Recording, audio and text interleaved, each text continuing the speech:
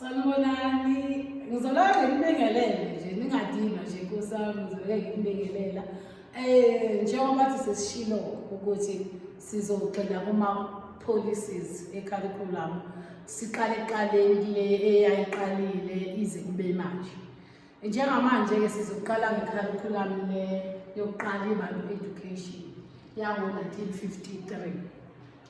iBantu Education ke ipolicy eyayisebenza kwi-apartheid.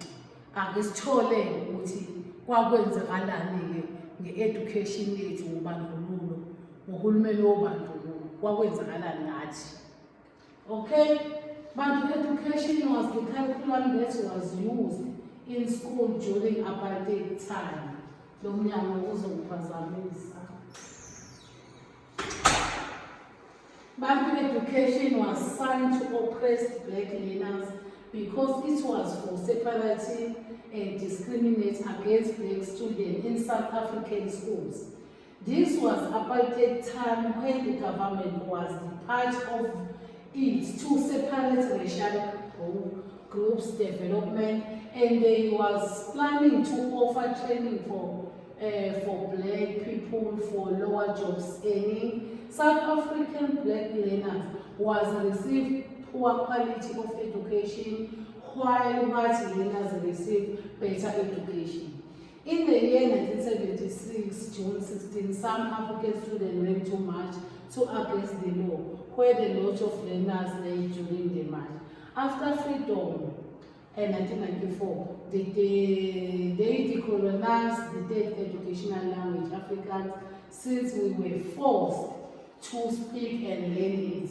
But education was the one of the policy that was implemented in South African school during apartheid. Okay, bafethu. Ukunichazela kahle in orange. iBantu Education, i-policy le, i-curriculum policy eyayisebenza ngohulumeni wobandlululo sasingakazalwa ke.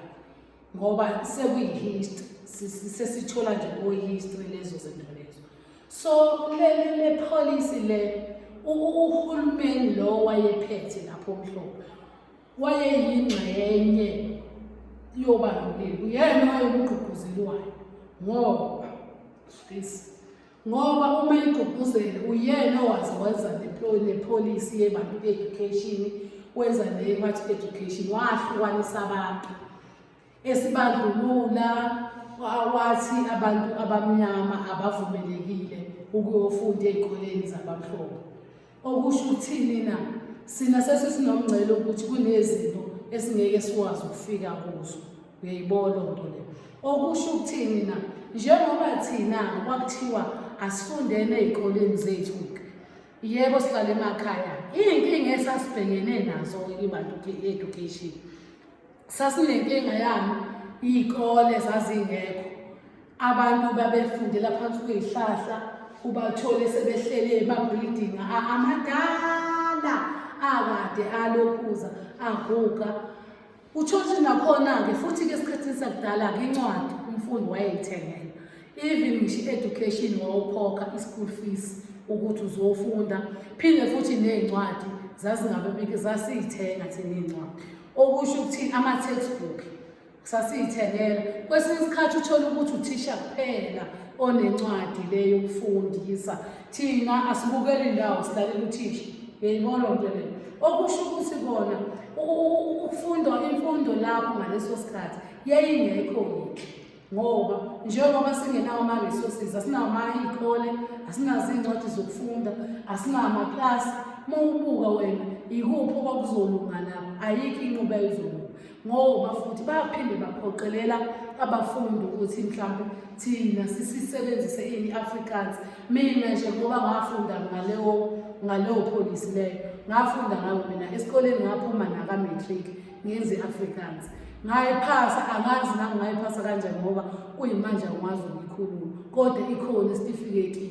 Uyayibona nto le, ngangifunda ngayo iBantu Education.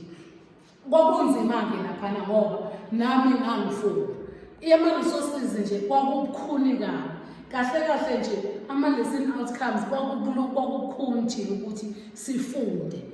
Kwakubukhuni nje ukuthi imfundo yethu siyifunde kalula ngoba akukho iy'nsiza kufundisa zazincane sicindezelekile singalitholi usizo. Uyayibona loo nto leyo? Uyabona njengoba ehlukanisa nje ukuthi akube nabamnyama kube nabamhlophe, nakanjalo-ke nasemsebenzini wayenza sure ukuthi abantu abalingani. Nasemfundweni ey'koleni ezinye kunamayunivesithi kwangangeni khona umuntu wemnyama khona ukuthi uzofunda. Futhi-ke kudala-ke imfundo yayisakhokhelwa, yayingafani namanje njengoba sekwaba no-NSFAS nje. Ungangeneki kunamayunivesithi ayekhethiwe ukuthi nje omnyama awangeni.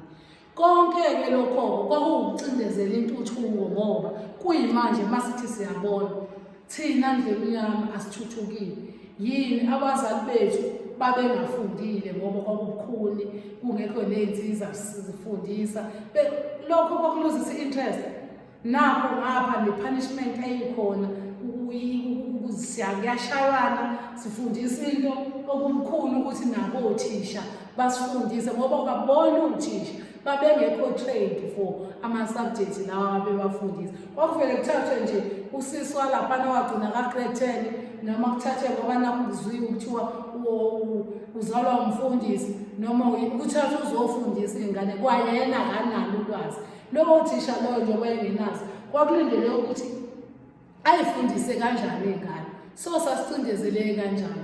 Yingakho sigcine sikhula thina sazi ukuthi uma uyofunda kuma-private school uzothola othisha abatrainekile, ufunda manje lapho yonke into iyacaca. So i-apartheid yayisilimaza kanjalo-ke yaze yalanyulwa yini ukuthi igenge le yayifunda ngo-1976 ishaye isitraki ihambe yomasha lapha. Kwagcina kukhona nabashonayo abafundi ngoba phela kwasekuliwa abantu abamnyama nabamhlophe. Kubanga ukuthi thina sithi sesikhathele ukuphila kanjani, nathi sifuna ukulingana. Bona bethi ngeke, bephethe iphawa. Uyayibona loo nto leyo? So kwaba kanjalo-ke, kodwa-ke yasi iy'nkinga zakhona-ke zi-addresseka-ke ngoba emva kohulumeni wobandlululo kwabe sekudlulelwa phambili sathola ini i-OBE, Outcome Based Statement. Uyabona ngesikhathi sesithola i-Outcome Based Statement awuyivalisi.